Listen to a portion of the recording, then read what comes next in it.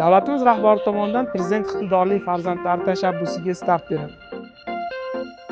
Bu tashabbus asosan 3 yo'nalishni qamrab olib, mamlakatimizning barcha hududlaridagi yoshlarimizni o'zlarining iqtidorlarini ro'yobga chiqarish imkonini beradi.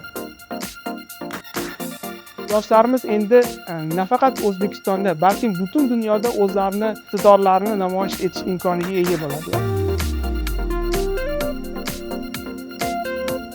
Prezident iqtidorli farzandlar tashabbusining birinchi yo'nalishi bu milliy dastur hisoblanadi. Unga respublika bo'yicha har yili 1,5 ming nafar 9-sinf bitiruvchilari qabul qilinadi.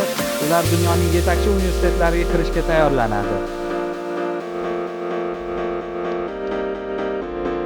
Eng quvonarlisi, top 100 universitetga kirgan o'quvchilar kontrakti El-yurt umidi jamg'armasi tomonidan qoplab berildi. Prezident iqtidorli farzandlar tashabbusi doirasida alohida yo'nalish sifatida Prezident iqtidorli yoshlar hamjamiyati tuzilmoqda. Ushbu hamjamiyatga eng yuqori universitetlarda o'qiydigan, chet elda yashab turgan, bundan tashqari shu yuqori universitetlarni bitirib, O'zbekistonga qaytib kelgan barcha hamyurtlarimizni bitta platformaga bog'lab, bitta joyga to'plash maqsadi. Ushbu platformaning asosiy maqsadi O'zbekistonda bo'layotgan katta o'zgarishlar masalasidan barchani xabardor qilish va keyinchalik chet elga hamyurtlarimizni O'zbekistonga qaytib kelishlari uchun bir ko'prik vazifasini bajarish deb belgilangan. Mazkur loyihaning asosiy yo'nalishlaridan biri esa aynan Xalq Buzining nomidagi xalqaro maktab-internat.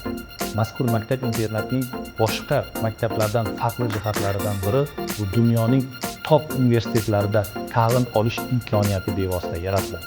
Mazkur maktabda bevosita attestat bilan bir qatorda aynan IB diplomlari taqdim etiladi. Mazkur diplom asosida dunyoning kechagi ligasi, Garvard universiteti, Yale universiteti, Kolumbiya kabi eng nufuzli universitetlarda ta'lim olish imkoniyati yaratiladi. Mazkur maktabda ta'lim olayotgan yoshlarimiz xorijdagi eng nufuzli universitetlarda amaliyot o'tash imkoniyatlari ham bo'ladi.